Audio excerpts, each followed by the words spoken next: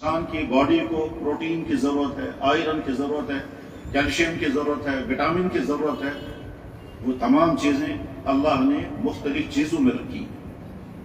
کسی میں پروٹین ہے، کسی میں آئرن ہے، کسی میں وٹامن ہے، کسی میں کیلشیم ہے، کسی میں پوٹاشیم ہے، کسی میں کچھ اور ہے، کسی میں سوڈیم ہے. غرض یہ کہ چیزوں کے اندر وہ ساری صفات رکھی ہیں جن کی انسان کی باڈی کو ضرورت ہے. انسان کو نیند کی ضرورت ہے، اللہ نے نیند کا نظام بنایا. نیند کے بغیر انسان چند دنوں کے بعد بیٹھ جائے گا. اسے نیند کا سسٹم پورا بنایا ہے، اندھیری رات پیدا کی ہے اور ادھر سے انسان کو نیند عطا کی ہے. غرض ہے کہ انسان کو زندگی گزارنے کے لیے جو کچھ ہونا چاہیے وہ سارا نظام اللہ نے کھڑا کیا. ان میں کسی ایک چیز کی بھی کمی نہیں رکھی، نہ باڈی کے اندر اور نہ باہر. باڈی کے اندر کیا کیا ہونا چاہیے وہ بھی دیا. دیکھنے کو آنکھ ہونی چاہیے، سننے کو کان ہونے چاہیے، بولنے کو زبان ہونی چاہیے، چلنے کے لیے پاؤں ہونے چاہیے، کام کے لیے ہاتھ ہونا چاہیے، میموری سسٹم صحیح ہونا چاہیے، تھنکنگ ہونی چاہیے، سوچ بچار کی طاقت ہونی چاہیے، سوچنے سمجھنے کے لیے عقل کی ضرورت ہے. یہ ساری چیزیں اللہ نے اس باڈی کے اندر پیدا کی ہیں. یہ تو وہ ہیں جو سامنے نظر آتی ہیں.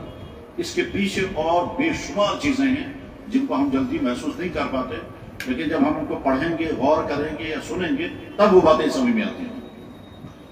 زندگی گزارنے کے لیے باہر جو کچھ ہونا چاہیے تھا وہ سارا اللہ نے مہیا کیا. اللہ نے نظام بنایا. ہوا کے بغیر زندگی نہیں گزار سکو گے تو ہوا کا سارا نظام بنایا. اللہ نے طے کر دیا کہ پانی کے بغیر تمہاری زندگی نہیں. زمین سے ساری چیزیں اگیں گی تب جب پانی ہوگا. جانور زندہ رہیں گے تب جب پانی ہوگا، اور خود انسان زندہ رہے گا تب جب پانی ہوگا. اور پانی کا پورا نظام اللہ نے بنایا. واٹر سائیکلنگ کی تھیوریاں اگر پڑھیں گے تو سمجھ میں آ جائے گا کہ پانی کیسے انسانوں تک پہنچتا ہے. سمندر کا نمکین پانی کیسے کنورٹ ہو جاتا ہے، بھاپ بنتا ہے، پھر وہ بھاپ جو ہے وہ فضا میں کیسے پھیل جاتا ہے، پھر فضا کے ٹھنڈے موسم سے ٹکرا کر کے وہ بھاپ جو ہے واپس پھر پانی بن جاتا ہے، اور کہیں پانی کے بارش بن کر کے زمین پر آتا ہے، اور کہیں برف بن کر زمین پر آتا ہے، پھر زمین کے اندر وہ جمع ہو جاتا ہے، پھر واپس نکل آتا ہے. اس طرح سے انسانوں تک پانی پہنچتا ہے. ہم یعنی انسان، جانور، کیڑے مکوڑے، جانور تمام اسی پانی کے ذریعے سے. زمین سے جو کچھ اگ رہا ہے وہ تب ہے جب پانی ہوگا. قرآن نے بھی کہا وَجَعَلْنَا مِنَ الْمَاءِ كُلَّ شَيْءٍ حَيٍّ. ہم نے پانی ہی کے ذریعے سے چیزوں کی زندگی دی ہے. اور آج کا سائنس بھی کہتا ہے کہ پانی نہیں تو حیات نہیں. نو واٹر نو لائف. یہ جو اللہ نے نظام بنایا گویا مخلوق کو زندگی گزارنے کے لیے جو کچھ ہونا چاہیے وہ سارا مہیا کر دیا. اس میں انسان کی نہ محنت کو کوئی دخل ہے اور نہ انسان اس میں کوئی تبدیلی کر سکتا ہے، نہ کوئی آلٹرنیٹو لا سکتا ہے. آکسیجن کا کوئی آلٹرنیٹو نہیں، پانی کا کوئی متبادل نہیں، غذائیں زمین سے اگائی جا رہی ہیں اس کا کوئی متبادل نہیں ہے. انسانوں کو مکانوں کی ضرورت تھی، مکانوں کے لیے سورسز چاہیے تھے، لکڑی، پتھر، سیمنٹ، مٹی اور لوہا. یہ ساری چیزیں اللہ نے مہیا کی. جنگل کے درخت پیدا کیے، وہ درخت جو کوئی پھل نہیں دیتے کیونکہ وہ تعمیراتی لکڑی میں کام استعمال ہوتے ہیں. دیودار، کایو، سفیدہ، ویر، یہ تمام پھلدار درخت نہیں ہیں کیونکہ ان کو تعمیر میں استعمال ہونا. پھلدار درخت تعمیر میں استعمال نہیں ہوتے، تعمیر والے درخت پھل نہیں دیتے کیونکہ انسانوں کو اس کی بھی ضرورت ہے. یہ تمہیں پھل دے گا لیکن تعمیر میں استعمال نہیں کرو گے. اور وہ والا درخت جو ہے وہ تمہیں تعمیر میں استعمال ہوگا، پھل نہیں دے گا. کیونکہ اگر ایٹ اے ٹائم ایک درخت پھل بھی دیتا اور تعمیر کے لیے بھی، تو تعمیر کا تقاضا تھا کہ درخت کو کاٹیں گے، پھل کا تقاضا تھا کہ نہیں کاٹو گے باقی رکھو، تو یہاں پریشان ہو جاتا ہے. اس لیے اللہ نے اس جسم کو چلانے کے لیے جو نظام چاہیے تھا وہ سارا مہیا کر دیا. اس کے ساتھ دوسرا نظام اللہ نے چلایا، اس کو کہتے ہیں نظام تشریع، یعنی زندگی کیسے گزارنی ہے، کون سا کام تمہیں کرنا ہے اور کون سا نہیں کرنا ہے. اس کائنات کا خالق و مالک کون ہے تم کیسے سمجھو گے، اگلی تمہاری زندگی کہاں پہنچے گی اور وہاں تمہارا کیا بننے والا ہے. اس دنیا میں رہ کر کے تمہیں کیا کرنا ہے اور کیا نہیں کرنا ہے، کیا کیا چیزیں کھانی اور کیا چیزیں نہیں کھانی ہیں، کس کے ساتھ تمہارا بیہیویئر کیسا ہوگا. تمہارے سامنے کئی عورتیں آئیں گی، ایک تمہاری ماں ہوگی، ایک تمہاری بہن ہوگی، ایک تمہاری بیٹی ہوگی، ایک تمہاری خالہ ہوگی، ایک تمہاری بیوی ہوگی. کس کے ساتھ تمہارا رویہ کیا ہونا چاہیے یہ اللہ نے اپنے کنٹرول میں لیا. یہ عقل کے حوالے نہیں کیا کہ تم اپنی عقل سے خود ہی طے کر لینا کہ جس کے ساتھ جو مرضی وہ کر لینا، جو مرضی وہ کھا لینا، جو چاہے وہ کر لینا. نہیں، اللہ اس نظام کو اللہ نے اپنے ہاتھ، جیسے وہ نظام اللہ نے اپنے ہاتھ میں رکھا ہے اسی طرح سے یہ نظام بھی اللہ اپنے ہاتھ میں رکھا ہے. اور اگر انسان اپنی عقل کی بنیاد پر اس کے فیصلے کرنے لگے گا، کرتا ہے تو وہ گمراہیوں کا شکار ہوتا ہے. جیسے آج کے زمانے میں دنیا کی پڑھے لکھے انسان بلکہ ترقی یافتہ انسان کیا فیصلے کر رہے ہیں کہ مرد مردوں کے ساتھ نکاح کریں گے، عورتیں عورتوں کے ساتھ نکاح کریں گے.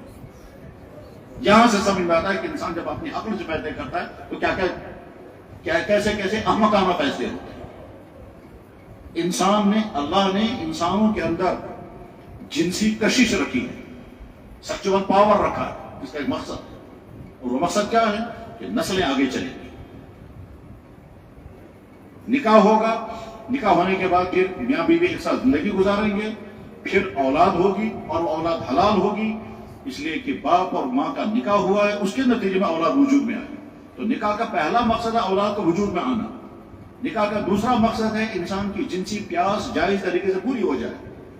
اور انسان اپنی عقل سے فیصلہ کر رہا ہے، کہتا ہے مرد مردوں کے ساتھ نکاح کریں گے، عورتیں عورتوں کے ساتھ نکاح کریں گے. گےازم اور لیسبینزم، یہ یہاں سے پتہ چلتا ہے کہ انسان پڑھے لکھے دور میں، تعلیم کے دور میں، انفارمیشن کے دور میں، جبکہ کہا جا رہا ہے کہ تہذیب اپنی بلندیوں کو پہنچ گئی ہے، اور فیصلے کیا کر رہا ہے انسان جو جانور بھی نہیں کرتے. جانور بھی میل کے پیچھے نہیں دوڑتا، فیمیل کے پیچھے نہیں دوڑتی ہے، اور انسان کو کہہ رہے ہیں آپ یہ کرو. اور ہوشیاری یہ ہے کہ خود نہیں کریں گے، اپنے پر لاگو نہیں کریں گے، تاکہ باقی ساری قومیں کرنی چاہیے. اور ساری دنیا اس میں پھنس رہی ہے، پارلیمنٹ کا قانون بنا رہے ہیں، کورٹوں میں فیصلے ہو رہے ہیں، لٹریچر چھپ رہا ہے، فورم کام کر رہے ہیں، تنظیمیں بنائی جا رہی ہیں، ساری دنیا میں اس کو گیزم کو عام کرنا LGBT+ کے نام سے. یہ جہاں سے سمجھ میں آتا ہے انسانوں کے فیصلے جب عقل کی بنیاد پر ہوتے ہیں تو کیا ہوتا ہے. انسان اگر اپنی عقل کی بنیاد پر فیصلہ کرنے بیٹھے گا، وہ سوچے گا کہ مجھے اپنی جنسی ضرورت پوری کرنے کے لیے اجنبی عورت کو لانا چاہیے یا اپنی گھر کی بہن کو رکھنا چاہیے. عقل کہے گا اپنی گھر کی بہن کو. اجنبی عورت کو لاؤ گے تو طرح طرح کے جھگڑے ہوتے ہیں، اپنی بہن کو رکھو گے تو کوئی جھگڑا ہی نہیں ہوگا، وہ تمہاری وفادار رہے گی. عقل تو یہ کہتی ہے کہ ہم اپنی بہن کو تو کسی اور کو دیں گے اور اجنبی کو گھر میں لائیں گے، اور اس کے نتیجے میں میاں بیوی کے جھگڑے بھی ہوتے ہیں، ساس بہو کے جھگڑے بھی ہوتے ہیں، ایڈجسٹمنٹ کا مسئلہ پیدا ہوتا ہے، اور کیا کیا ہوتا ہے. جب اپنی بہن اپنے گھر میں، ہماری بہن کو دوسرے گھر میں جو کرنا ہے وہ اپنے گھر میں کیوں نہیں کرے گی؟ یہ عقل کا فیصلہ ہے.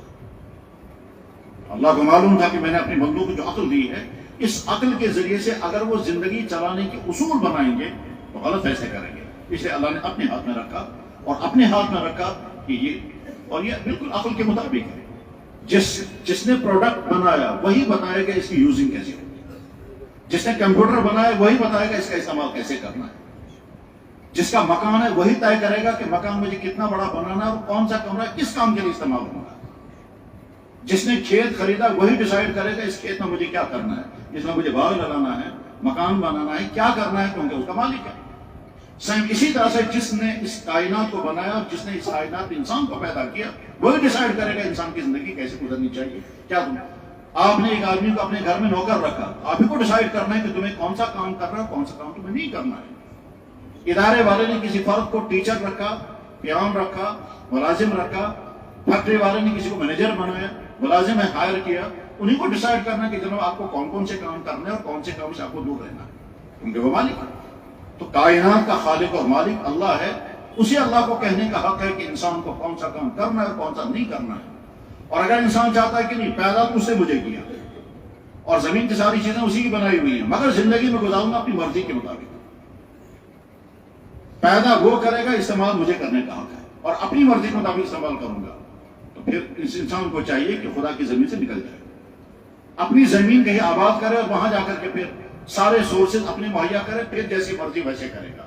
اور اللہ کا دیا ہوا جسم اللہ کو واپس کر دے کہ مجھے تو اس کو استعمال کرنا ہے اپنی مرضی کے مطابق، میں اپنا جسم خود ہی تیار کروں گا، پھر آپ اپنی مرضی وہ کر نہیں سکتا انسان.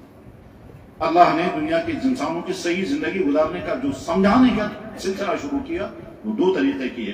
ایک کتابیں بھیج دی اور شخصیات بھیجی. شخصیات کو کہتے ہیں نبی اور کتابوں کو کہتے ہیں جو اللہ کی طرف سے کتابیں آئیں. پہلا انسان پہلا نبی تھا. اس کا ہر قوم میں اللہ نے نبی بھیجے تاکہ انسانوں کو بتائیں کہ زندگی تمہیں کیسے گزارنی ہے. ہر قوم میں نبی آتے گئے. کوئی قوم دنیا کی ایسی نہیں ہے جس کے اندر نبی نہیں آیا.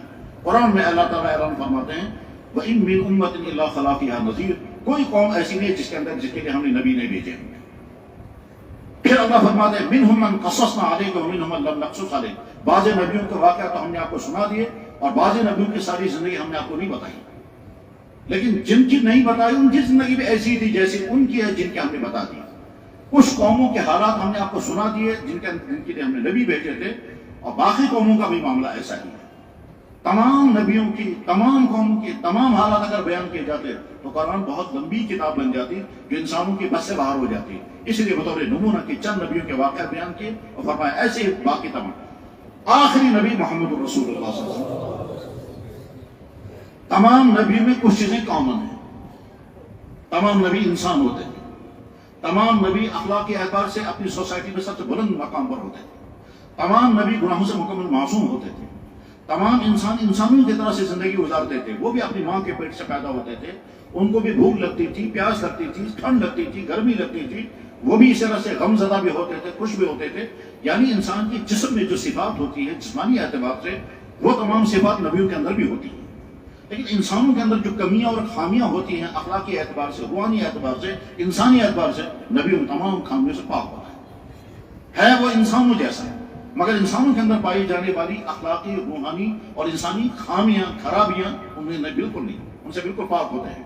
انسان کبر کرتا ہے، حسد کرتا ہے، ضد کرتا ہے، ظلم کرتا ہے، ستاتا ہے، دوسروں کا مال ہڑپ کرتا ہے، اور کیا کیا کرتا ہے، نبی ان تمام چیزوں سے پاک اور معصوم ہوتا ہے۔